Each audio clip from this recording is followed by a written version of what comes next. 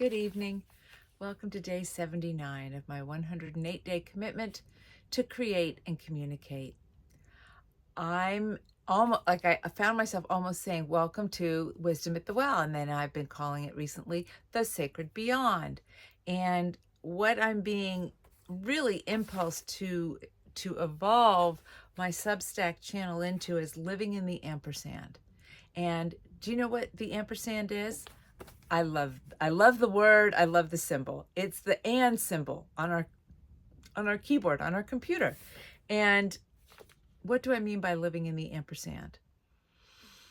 Living in the both and. We tend to live in the either or, right? Either I'm this or I'm that.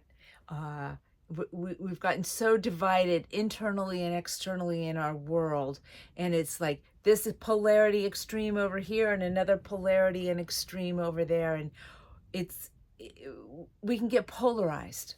And living in the ampersand is another way. It's the both and. It's both one extreme and the other. It's bringing the two together, blending them without quite knowing what that looks like, to create a third way that opens up all new possibilities. So living in the ampersand. Welcome to living in the ampersand. And this presents itself the most bigly, the most grossly for me, is my whole US UK.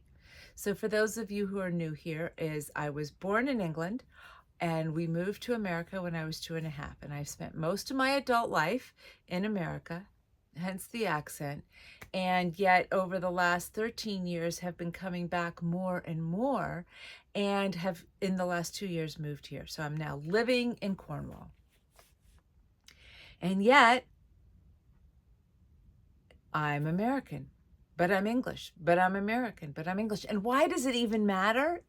My family's in America. My friends, so many of my friends are in America. And my kids are in America. And I'm over here. And so even being here, which I thought was going to be the solution to this either orness I've experienced, this unrootedness, that I'm still feeling the either orness of, oh my gosh, the US is over there and I'm over here.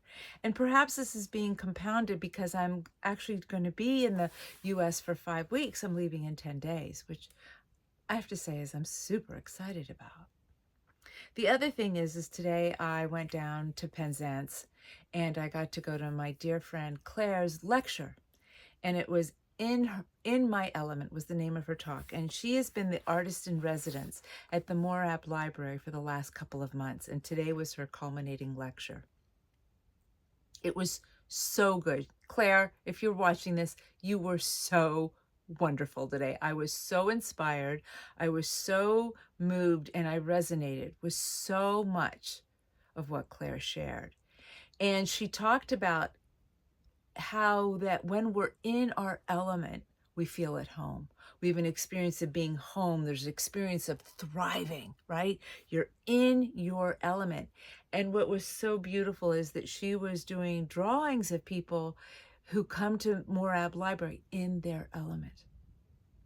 It's a library that's housed in an old house of one of the prominent families here in Penzance, and it's just an extraordinary place that people go there.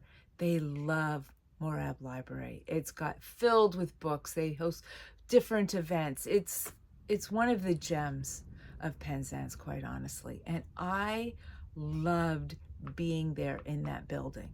In a 2 months time, I'm going to be house sitting, literally a 5-minute walk from there. And I'm like, oh, I just want to go down to the library every day and work there, do my work in the library, and to sit somewhere that just feels so nourishing and filled with history and books and writing and creativity and words. And so being there brought up this feeling of wanting to spend more time there, and that maybe part of my experience here is I've been so internal and so quiet, and I haven't been spending time with a lot of people and or in with a lot of places. Yes, I've spent a lot of time outside walking the paths, but perhaps my connection to this place would open up and expand if I got involved in places like Morab Library. I actually first went to Morab Gardens when I went to the Penzance Literary Festival back in 2015 and did a class that was in the gardens right outside the Morab Gardens. Huh, just realizing that, making that connection. And so I've been thinking about what's my element, and where in that place of feeling so connected do I also feel so rooted. All of this is kind of a spirally way of my exploring and really asking the question, how do I live in the ampersand with the US and the UK? How is it possible for me to be in both? Not just thinking it has to be one or the other. What is my third way of creating a whole nother possibility around living in both? And as I'm asking that question here and now, I feel my body get really excited, like, what if there's something I don't know that I don't know about what could be possible? So living in the ampersand, where are you living in either or? That is totally justifiable, totally predictable, totally like this is how it is. Yes.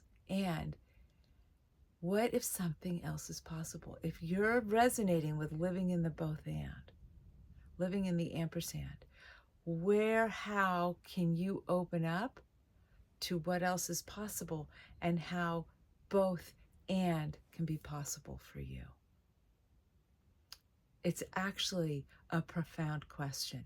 So I invite you to sit with it, ask, see where maybe, even in a very tiny area of your life, you could open the space up to include both and get a taste of living in the ampersand.